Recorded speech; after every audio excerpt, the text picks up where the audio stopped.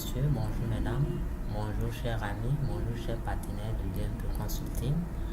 Moi c'est monsieur Denier, consultant principal de DMP Consulting. Aujourd'hui nous allons parler du module de formation du paramétrage, de la création sur Sage Gestion commerciale. Mais bien avant, nous allons essayer de présenter un peu l'entreprise. DMP Consulting est un cabinet de conseil en gestion, de formation, d'études de montage des projets de création et des projets d'extension des PME et PMI. Voilà, en ce qui concerne nos activités, comme nous venons de le citer tout à l'heure, l'activité de conseil, les activités de conseil en gestion. Nous avons la comptabilité des entreprises, les inventaires des stocks, la gestion du personnel, les déclarations sociales et fiscales, l'élaboration des manuels de procédure de gestion administrative, l'élaboration des budgets de fonctionnement et des budgets de trésorerie, l'élaboration des stratégies commerciales pour les entreprises, l'élaboration des états financiers, je veux parler des bilans et comptes de résultats, l'activité de formation. Nous avons deux types de formation, la formation en logiciel et la formation en cas pratique. Voilà, la formation en logiciel, nous utilisons Microsoft Office sur plusieurs niveaux. Nous avons l'initiation et la formation avancée. Dans la formation avancée, nous avons deux différents modules, le niveau 2 et le niveau 3. Voilà, après ça, nous avons la formation en SARI comptabilité, en SARI, pardon. Là aussi, nous avons deux niveaux de formation. Le niveau 1 qui concerne l'initiation et le niveau 2 qui est la formation avancée.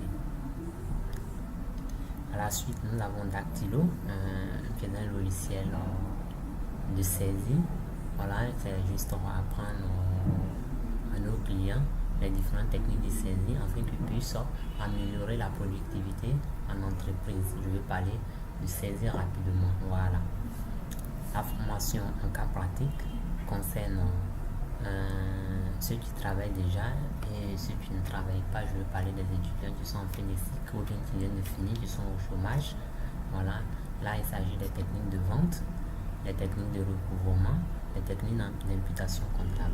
Pour ceux qui ne travaillent pas, ces modules de formation peuvent les permettre de connaître certaines réalités en entreprise et ça peut les permettre aussi d'être plus compétitifs. Voilà, dans la rédaction de leur CV, après avoir reçu déjà une formation pareille, ça peut permettre aux recruteurs d'avoir un penchant envers cette personne-là par rapport à ceux qui n'ont pas reçu de formation. Voilà.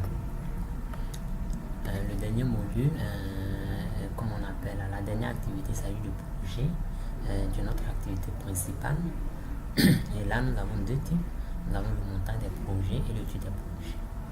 Voilà, quand on parle de montage de projet, on fait allusion à ceux qui veulent créer des entreprises, par exemple. Qui ont besoin de quelqu'un pour les aider en ce qui concerne l'étude de faisabilité, la gestion et puis les budgets dans la création de la nouvelle entreprise.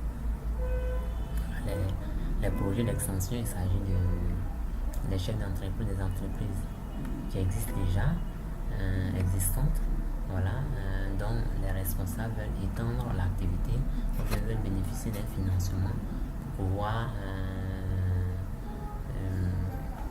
renforcer peut-être la trésorerie de l'entreprise ou bien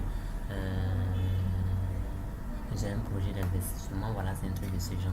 Mais toujours est-il qu'il s'agit du montage du dossier financier pour pouvoir solliciter le financement. L'étude des projets, voilà, là, il s'agit des projets déjà montés. On peut nous permettre ce projet-là afin de pouvoir voir la faisabilité du projet, si le projet est rentable ou bien c'est pas rentable.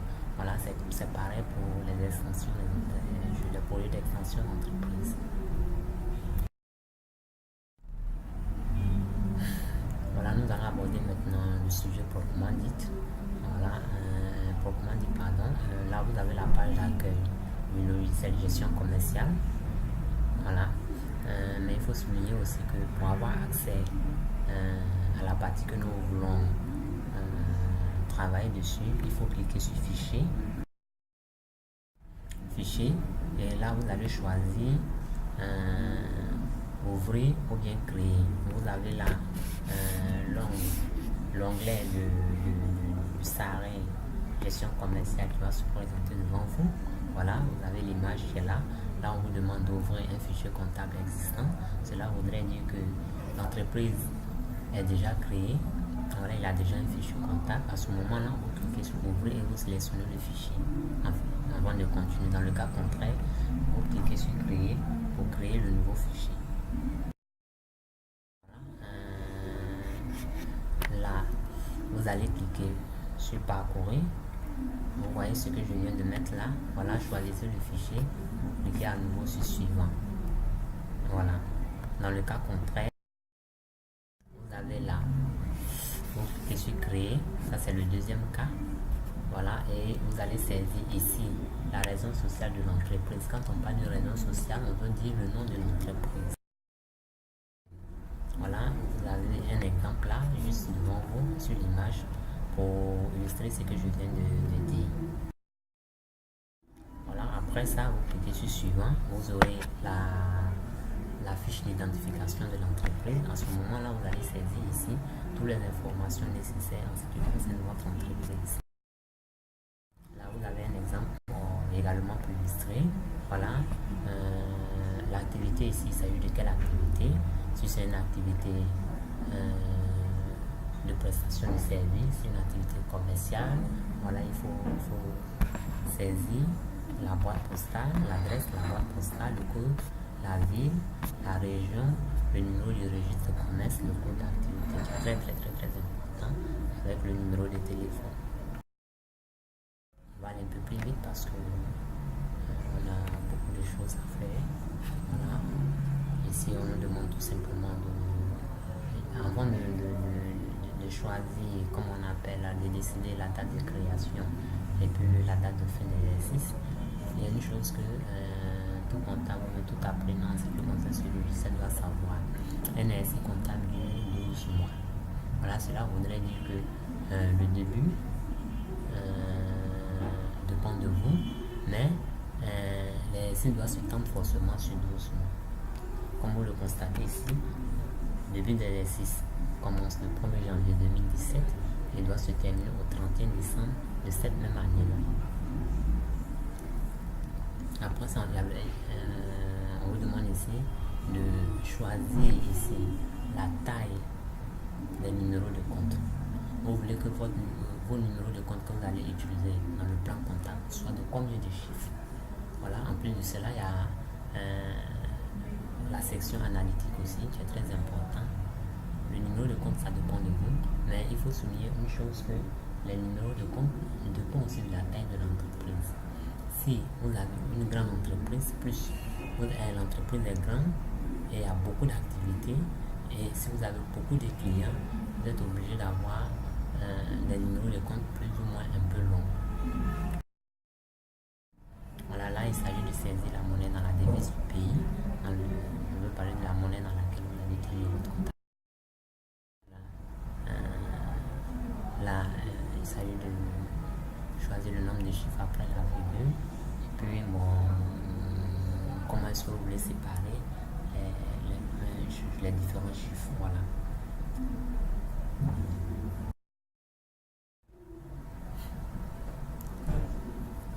À ce niveau-là, vous avez le choix. Si vous voulez aller un peu plus vite, vous allez prendre peut-être oui, la première option. Avant de parler de la première option, je voulais rappeler quelque chose.